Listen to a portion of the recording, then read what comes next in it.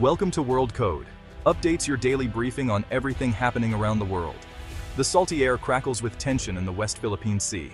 Beneath the rolling clouds and restless waves, a silent struggle unfolds. A contest not just of ships and sailors, but of national will and international order.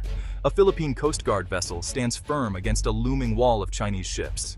Outnumbered and outgunned, the Filipino crew holds their ground, a testament to their courage and determination in the face of overwhelming odds. The radio is alive with warnings, every message a reminder of the stakes. Each transmission crackles with urgency as officers coordinate maneuvers and report every move, knowing that a single misstep could spark a wider conflict. This is the new normal: daily harassment, water cannons, and dangerous maneuvers. Filipino ships are routinely blocked, rammed, or drenched, their crews forced to navigate a gauntlet of intimidation and risk. These are not random acts, but calculated moves to assert dominance and push the Philippines out of its own waters. Each encounter is a deliberate test of resolve, a slow squeeze meant to erode Filipino presence and claim the sea by force. Each incident is filmed and broadcast, turning the sea into a stage for gray zone warfare. The world watches as every confrontation is dissected on social media and news channels, amplifying the stakes and the pressure on both sides. For the Philippines, this is about more than territory. It's about identity, food security, and national dignity. Generations of Filipinos have depended on these waters for their livelihoods, and every incursion threatens not just borders, but the very fabric of coastal communities. The West Philippine Sea sustains millions, providing fish and the promise of energy. Its rich resources are a lifeline for families and a foundation for the nation's future, making the struggle for control a matter of survival. Filipino crews on patrol have become symbols of national resolve. Their vigilance and sacrifice inspire a country, reminding everyone that sovereignty is defended not just by words, but by brave actions at sea. Every day brings the risk of escalation, with the world watching closely. Diplomats, analysts, and leaders from across the globe monitor each development, aware that a single incident could ignite a crisis with far-reaching consequences. The courage of these sailors is a message. The Philippines will not be bullied. Their unity and defiance send a clear signal. The nation stands together, unwilling to yield its rights or its pride. It's a call for a rules-based order, where international law prevails over brute force.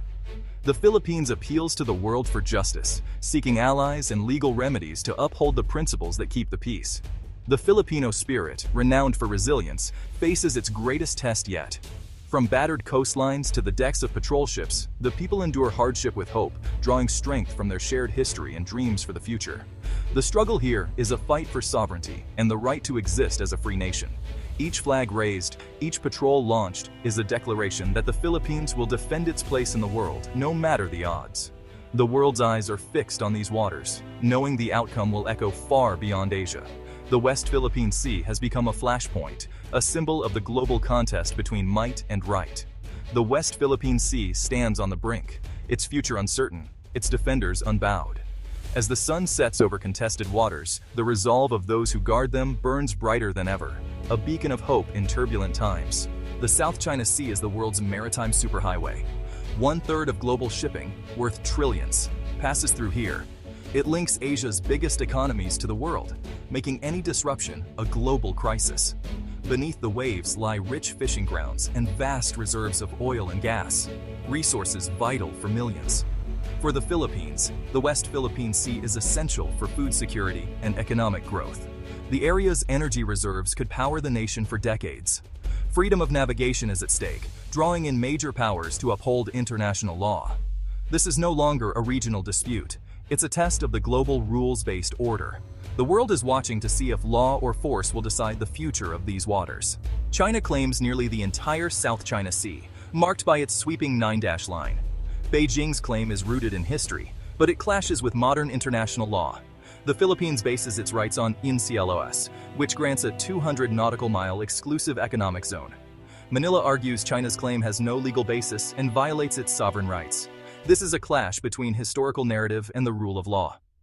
China prefers bilateral talks, leveraging its power. The Philippines champions multilateral legal solutions. The stakes go beyond fishing or oil. It's about preserving the global maritime order.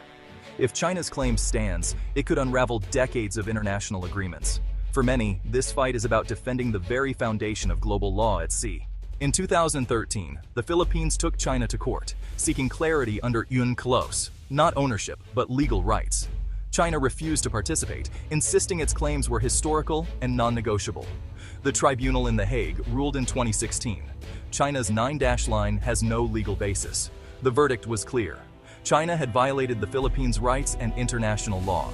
Beijing dismissed the ruling, continuing its activities in the disputed waters. The Philippines won a moral and legal victory, but enforcement proved elusive. On the water, Chinese ships still dominate, ignoring the tribunal's decision.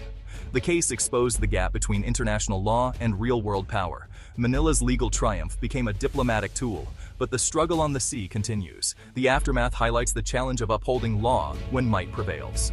For Filipino fishermen, the West Philippine Sea is life itself, a vast expanse that has sustained generations, providing food, income, and a sense of purpose. Every sunrise, hundreds of small wooden boats set out, braving the open waters in search of their daily catch. Once, these waters teemed with fish and opportunity. Now, they are fraught with danger and uncertainty. The bounty that once seemed endless has become a source of anxiety as fishermen return home with empty nets and heavy hearts. Chinese patrols harass and chase away local boats, using water cannons, intimidation, and even ramming tactics. The threat is constant, turning a day's work into a perilous gamble. Many fishermen have been forced to abandon rich fishing grounds, plunging families into poverty and despair. Boats lie idle on the shore, silent witnesses to lost livelihoods.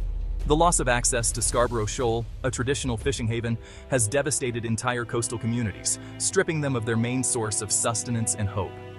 Debt and hardship ripple through local economies, from boat builders whose orders have dried up, to market vendors struggling to sell what little fish remains.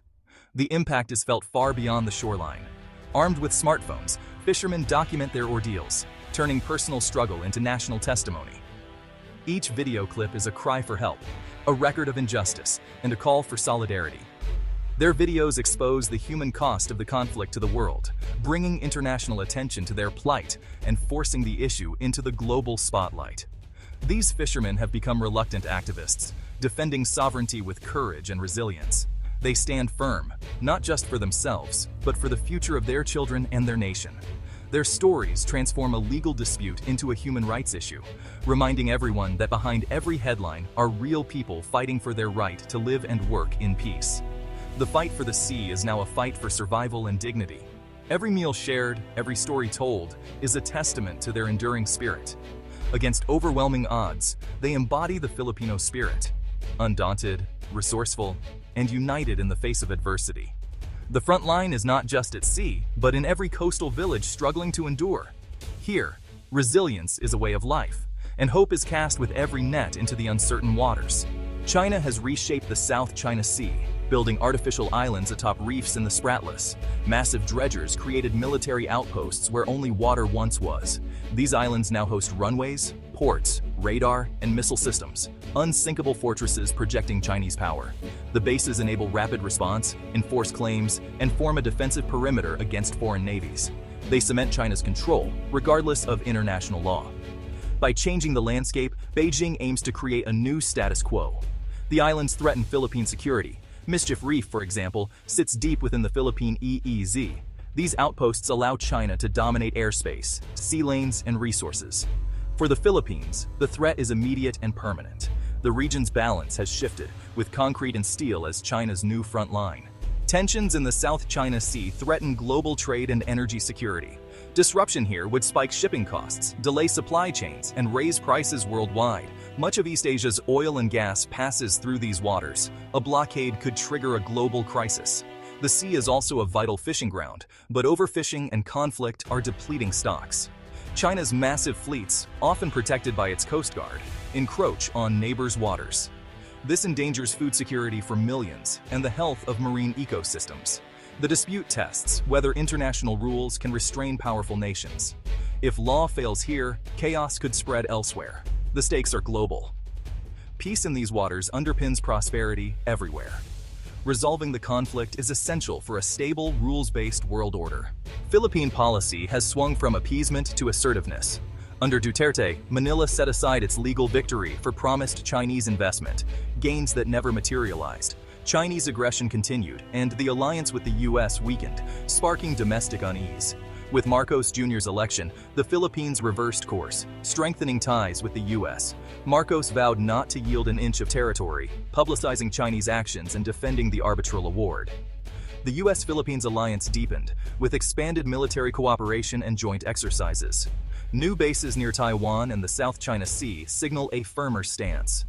This realignment sends a clear message. The Philippines is not alone in defending its sovereignty. The pivot marks a new era of strategic clarity and resolve. The Marcos administration's firm stance on the West Philippine Sea has sparked a rare sense of national unity, bringing together people from all walks of life. For many Filipinos, this moment feels like a turning point, where patriotism is not just a word, but a shared commitment to the nation's future.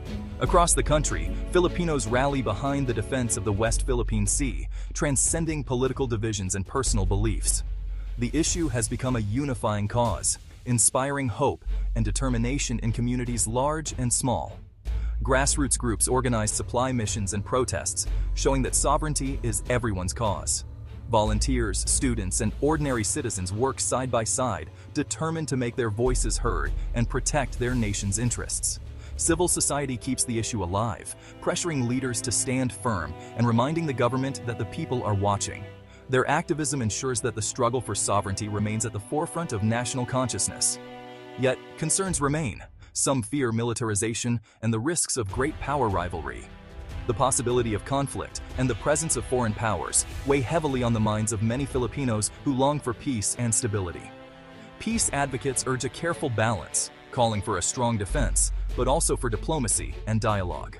They believe that lasting peace can only be achieved through negotiation, mutual respect, and international cooperation. The Philippines faces a delicate balancing act, modernizing its military, reinforcing alliances with trusted partners, and preparing for any threat, while always seeking peaceful solutions and avoiding unnecessary escalation. The nation's hope is for a just resolution based on law, not conflict. Many look to international institutions and legal frameworks, believing that justice and fairness must guide the way forward. United, Filipinos demand respect for their rights and sovereignty. Their collective voice grows stronger with each demonstration, each petition, and each act of solidarity. Their struggle is a call for peace, justice, and dignity in the vital waters of the West Philippine Sea, a call that echoes across generations and will continue until their hopes are realized.